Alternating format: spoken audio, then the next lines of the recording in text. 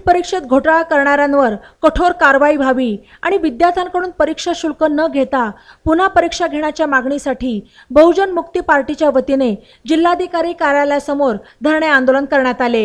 यावेळी सरकार विरोधात घोषणाबाजी करत आंदोलकांनी निदर्शने केली। या आंदोलनात बहुजन मुक्ती पार्टीचे जिल्हाध्यक्ष शिवाजी भोसले, उत्तर जिल्हाध्यक्ष गणपत मोरे, राम मगरे, रमेश सूर्यनारायण, सुरेश निकाळजे, जामखेड तालुकाध्यक्ष परमेश्वर मोरे, युवक जिल्हाध्यक्ष विनोद शिरसाट, ॲडव्होकेट प्रकाश लोंढे, डॉक्टर भास्कर रणनवरे, SK सोनवणे, प्रतीक बारसे आदी सहभागी झाले। 5 मे 2024 रोजी NTA वतीने घेण्यात आलेल्या नीट परीक्षेत मोठ्या प्रमाणात अनागोंदी आणि गोंधळ झाला। या प्रकरणी अनेक व्हिडिओ व्हायरल झाले असून अनेक पोलीस ठाण्यात गुन्हे दाखल करण्यात आले आहेत। या प्रकरणात पटना येथील 13 आरोपींना पोलिसांनी ताब्यात घेतले। नीटचे पेपर पूर्वनियोजित पद्धतीने परीक्षेपूर्वी फोडण्यात आले, त्यामुळे नीट परीक्षा सरकारी यंत्रणेच्या देखरेखीत व्हावी।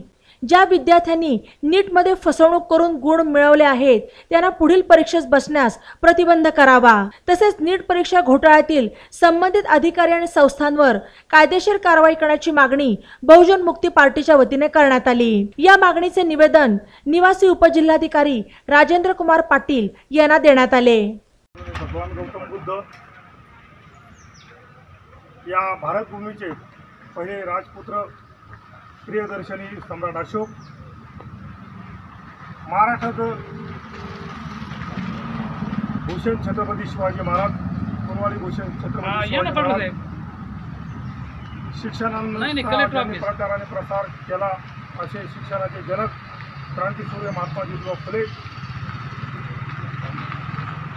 ज्यांनी या देशामध्ये प्रथमतः आरक्षणाची मुहूर्तमेढ रवली असे छत्रपती शाहू महाराज। आणि ही धरती शेषनागाच्या फाण्यावर तरली नसून ते सर्वसामान्य कष्टकरी जनतेच्या मानगडीवर बसलेले असे धक्कावून सांगणारे साहित्यरत्न अण्णाभाऊ साठे या भारत देशाचे संविधान लिहिणारे, देशाचे सर्वात विद्वान, सिंबल ऑफ द नॉलेज, विश्वरत्न परमपूज्य यांचे आमच्या सर्वांचे उद्धार करते आणि भारताचे संविधानाचे जनक डॉक्टर बाबासाहेब आंबेडकर अशा महान वीर पुरुषांना माझा प्रथम धन्यवाद असा अभिवादन। या देशामध्ये ज्या ज्या महापुरुषांनी, ज्या ज्या महामातांनी, ज्या ज्या महान संतांनी समता, स्वातंत्र्य आणि न्याय बंधुत्व यांचं ज्यांनी काम केलं त्यांना असं त्रिवार असा अभिवादन। आणि मित्रांनो, या देशामध्ये आपल्या देशामध्ये स्वातंत्र्य, समता आणि बंधुत्व या न्याय प्रियतेमध्ये चालत असताना आज या घडामोडीमध्ये या भारताचे ज्या संसद भवनामध्ये लोक जाणार होते त्यांची काउंटिंग ही 4 तारखेला ठेवलेली होती आणि 4 तारखेला काउंटिंग ठेवल्यानंतर बहुजनांचे माझ्या नीट परीक्षेसाठी विद्यार्थी बसलेले होते आणि त्यांचा निकाल सुद्धा या गद्दार शासनाने 4 तारखेला ठेवला गेला। का याच्या पाठीमागे एक षडयंत्र आहे की तुमच्या बहुजनांचे मुलं उद्या डॉक्टर सुद्धा झाले नाही पाहिजेत। डॉक्टर ज्यांचे लेकरे होतील ते फक्त पैसेवाल्यांचे होतील, बुद्धिवाल्यांना कुठेही चालना मिळणार नाही। आणि अशी नीट परीक्षेमध्ये 50 लाख 90 लाख रुपये देऊन जे विद्यार्थी 12वी नापास आहेत ते नीटमध्ये 725 मार्क देऊन त्यांना पास केलेलं गेलेलं आहे।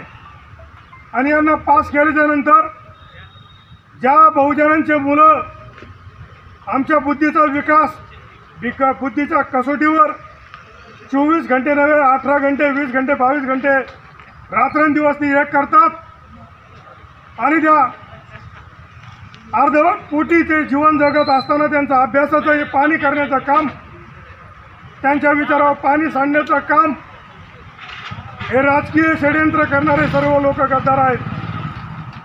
कारण यांना गद्दार यासाठी म्हणायचं आहे की एका नीटमध्ये पेपर फुटीमध्ये 50 लाख 90 लाख रुपयाचा फंड त्यांनी गोळा घेतलेला आहे आणि तो लोण्याचा गोळा घरात ठेवला आहे आणि हे सरकार म्हणतं की त्यांना आपण अशी सूचना करू 10 वर्षाचे काळ 10 वर्षे शिक्षेत तरतूद करू आणि 10 लाखाचा दंड करू. अरे नालायक होता 10 लाखाचा दंड काय करताय? एका विद्यार्थ्याकडून 50 लाख घेतात, 10 लाख रुपये दंड कुठले? आणि त्यांना आपण फक्त त्यांची शिक्षेत तरतूद करू. आणि त्यांना शिक्षेत तरतूद करायची असेल तर असे करा की जन्मठेपी शिक्षा करा आणि त्याची प्रॉपर्टी पूर्ण सील करा. कारण प्रॉपर्टी सील करणार नाहीत, कारण याच्यात सरकारचा सुद्धा हात आहे. जर सरकारचा हात याच्यात राहिला नसता तर सरकारने नीटची पेपरची निकाल हा 4 तारखेला कधीच लावून दिला नसता. बोला ना. 4 तारखेला का सुचलं? का की आमच्या बहुजनांकडे 50 लाख रुपये 1 कोटी रुपये त्या नीटचे पेपर फुटीला देण्यासाठी आमच्या बहुजनांकडे नाहीत. आणि म्हणून इथल्या ज्या 9% लोकांकडे ते पैसे असतील त्या 9% लोकांचे मुलं उद्या जर MBBS होऊन आले तर डॉक्टर म्हणून आपल्याकडं तंत्रज्ञान घेणार नाहीत, तर आपला मेंदूच्या ऐवजी आपल्या डोक्यात कांदे बटाटे भरतील आणि आपल्या डेड बॉडी ते आपल्याला फक्त अमर देण्याचं काम करतील. कारण यांच्याकडे बुद्धिमत्ता नाही आहे. पैसा असेल पण बुद्धी नाही आहे. ज्याच्याकडे पैसा नसतो त्याच्याकडे बुद्धी असते. यांच्याकडं हे मुलांना कुठलाही यांना गद्यपद्य नसतं. या पेपर फुटीचा ट्रॅक नाही आहे. यांच्या पोरांना काहीच येत नाही. यांच्या पोराला 10वीचा पेपर देता येणार नाही. ते 35-35 मार्क्स सुद्धा यांना पडता येणार नाहीत. म्हणून त्यांच्या पैशाचा माज म्हणून यांनी आपल्या पेपर फुटीचा एक मॅटर घातलेला असतो आणि ते ओपन व्हावा नाही म्हणून 4 तारखेला लोकसभेच्या निकालाच्या दिवशी त्यांनी जाणून बुजून नेटचे पेपरचा निकाल दिलेला गेलेला आहे. आणि म्हणून हा पेपर कसा फुटला, का फुटला, हे कुठून आलं, हे रॅकेट कोणाचं आहे, याच्यावर वरद हस्त कोणाचा आहे, यात माणसं कोण आहेत? हे गदाला भुकाला लागलेले जसे मासे असतात हे गळासारखे लागतील मासे, परंतु हे मासे सोडण्याचं काम सोडून देण्याचं काम हे सरकार करत आहे. जर सरकारने असं ठरवलं की जो पेपर फुटीचा प्रकार करेल त्याला जन्मठेप असेल आणि जी त्याची प्रॉपर्टी असेल ती सरकार जमा केली जाईल, तर कुठल्याही देशामध्ये पेपर फुटीचे प्रकार होणार नाही. बहुजनांचे माझे मुलं जे खरोखर हुशार आहेत तेच IAS अधिकारी बनतील. बोगस IAS अधिकारी इथं आमच्या ऑफिसला येणार नाहीत. बोगस डॉक्टर आमच्या भारतामध्ये जन्मालाच राहिलं पाहिजे. नेट ही परीक्षाच नाही हो. नेट ही जगात कुठेही परीक्षा नाही आहे.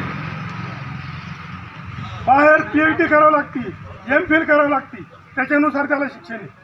आमच्याकडं जाणून बुजून नेट सेट घ्या मग त्याला अधिकार होता येईल. हे जाणीवपूर्वक केलेलं तुमच्यावर षडयंत्र आहे.